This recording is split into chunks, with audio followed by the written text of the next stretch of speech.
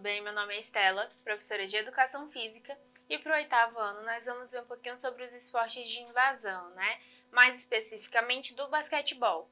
E a gente vai falar um pouquinho sobre esse esporte de invasão, uma pincelada mesmo, para vocês só lembrarem, e a gente vai falar sobre o esporte basquetebol, né? Quando que ele foi criado, por quem, por quê, e a gente vai ter um exercitando no final. Vamos lá!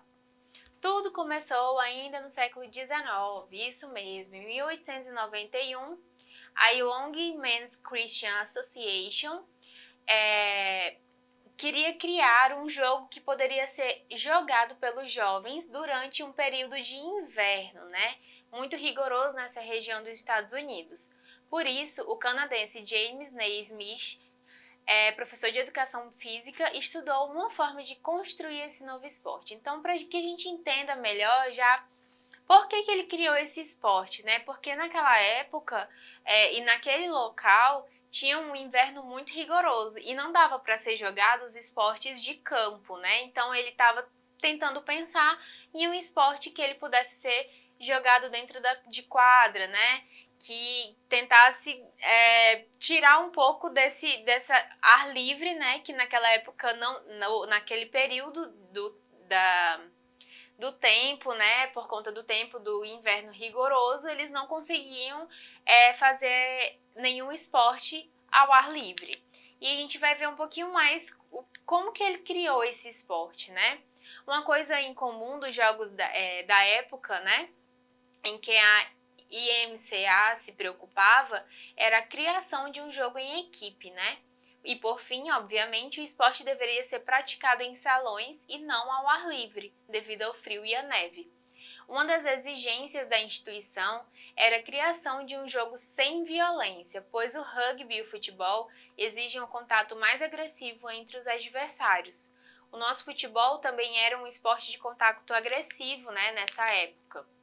Como um dos esportes mais populares entre os jogos eram aqueles que tinham bola, Naismith percebeu que nessa sua invenção, os jogadores deveriam passar a bola diretamente para os seus parceiros de equipe, né? Formada inicialmente por 9 jogadores, evitando assim o contato dos jogadores em busca da bola. Inicialmente era utilizada a bola de futebol, em couro e com cadarços para manter a estrutura da bola intacta. O interessante é que ela não quicava de forma regular, devido às amarrações, né? Isso contribuiu muito para que o jogo não tivesse o drible no começo. Por isso também era mantida a regra de passes constantes. Vale lembrar que o modo de andar com a bola atualmente no jogo é quicando a bola pela quadra, né? Isso se chama de drible no basquetebol. Então a gente já vai começando a ver as mudanças que aconteceram, né? Naquela época, como eles utilizavam já a bola de futebol, com cadarços e tudo mais, eles não conseguiam quicar a bola no chão. Então era mais por passes mesmo, né? O que já mudou, né? Porque atualmente, quando faz esse avanço, né, dentro da quadra, a principal forma de poder andar com a bola dentro da quadra é quicando, né? E a gente vai ver um pouco mais sobre essas atualizações. Naquela região havia muita fruticultura de pêssegos. Atento a isso, o professor buscou 2 cestos usados na colheita de frutas e os colocou presos em postes de madeira, com 3,5 metros de altura, né? A mesma usada até os dias atuais pela FIBA e a NBA. O problema, na verdade, é que ele manteve os fundos dos cestos. Com isso, toda vez que alguém acertava a bola no cesto, outro jogador precisava subir em uma escada e buscar a bola lá dentro. Claro que o esporte evoluiu muito, né, até chegar no chuá, que é a nossa cesta atual, né, que ela não tem fundo, então é muito mais fácil. Imagina, todo jogo, a cada cesta, ter que subir na escada e pegar a bola, etc. Então, a gente vê que tem as evoluções positivas, né, dentro do jogo. A gente vai vendo o que dá certo, o que não dá, e é bem interessante. E a gente vai ver sobre as principais regras, né? As primeiras 13 regras foram definidas pelo canadense e fixadas por ele no quadro de aviso da escola, né, para os jovens praticarem e seguirem suas orientações. Mas ele era contra o treino. Para ele, o jogo deveria ser jogado sem treino prévio. Aí nós temos a evolução. A primeira partida ocorreu em 1892, com aproximadamente 200 espectadores em Nova York, terminando com apenas um ponto para uma das equipes, marcados por William Chase. Já a primeira partida feminina só aconteceu em 1896, devido à contribuição da professora de educação física, Senda Beresson. Nessa época, as partidas tinham apenas 2 tempos de 15 minutos. Naismith e a escola fizeram logo algumas adaptações, ainda no século XIX, como, por exemplo, a redução do número de jogadores nas equipes, de 9 para 5, e a utilização de tabela para evitar a interferência da plateia e possibilitando o rebote, e a mira mais precisa dos atletas. Então a gente vê que as atualizações que foram feitas dentro desse esporte eram para melhoria do esporte mesmo e dos jogadores. Vocês puderam ver que as cestas inicialmente tinham fundo, deixaram de ter porque era muito complicado ficar subindo. Depois utilizaram uma tabela, para quê? Para que a bola não passasse direto e não fosse para a plateia. E já ajudasse também na mira dos jogadores, Então a gente vê que todas as atualizações que foram feitas foi para melhoria, assim, dos jogadores, do esporte mesmo em si. Em 1932 foi fundada a Federação Internacional de Basquete, que é a FIBA, composta atualmente por cerca de 200 países e com sede em Genebra, na Suíça. Mas somente em 1936 o esporte foi apresentado nas Olimpíadas de Berlim.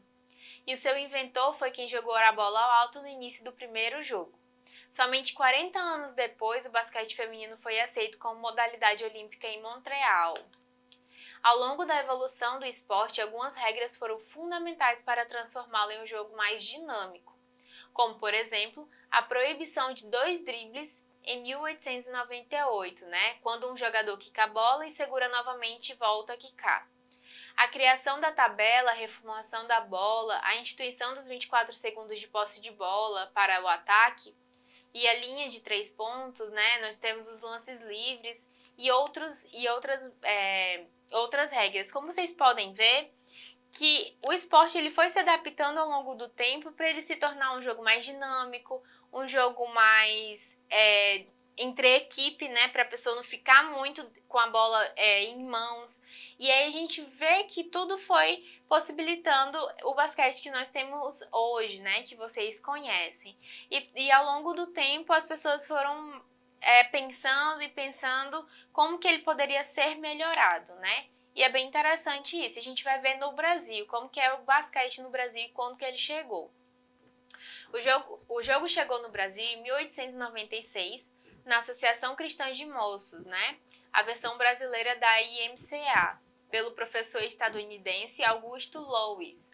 Alguns relatos mostram o jogo como uma presença forte em São Paulo e no Rio de Janeiro, em associações e clubes ligados aos Estados Unidos, e instituições cristãs, no início da República. Como, por exemplo, nós temos o Augusto Shaw no Mackenzie College e Oscar Thompson na Escola Normal da Praça. A equipe brasileira masculina conquistou o Campeonato Mundial de Basquete por 2 vezes e a feminina, comandada por Hortência, atingiu a conquista em 1994. Vale lembrar que a Hortência e o Oscar são os atletas celebrados pelo Hall da Fama do basquete nos Estados Unidos. Já o Oscar é o maior pontuador da história do basquete mundial, com 47.737 pontos, ficando mais de 1.000 pontos à frente do cestinha da NBA, que é a Karen, que foi campeão também em cima da equipe americana em 1987 durante o Pan-Americano de Indianópolis. Isso mesmo, a equipe brasileira venceu os americanos no território deles. E a gente vai exercitar um pouquinho em casa, É uma pesquisa que a gente tem para casa. E aí vocês vão pesquisar e escrever no caderno de vocês quais são as principais regras do basquete e as proibições do jogo, E aí vocês vão desenvolver mesmo. Existem muitas regras, muitas proibições. Vocês podem ver também em questão de arbitragem também, porque tem as normas de arbitragem, como que é cronometrado, tudo direitinho. Coloca no caderno de vocês e manda para o professor de vocês, combinado? Não esqueçam de acessar a plataforma Eduque para vocês terem acesso aos nossos materiais. Espero que vocês tenham entendido e até a próxima aula!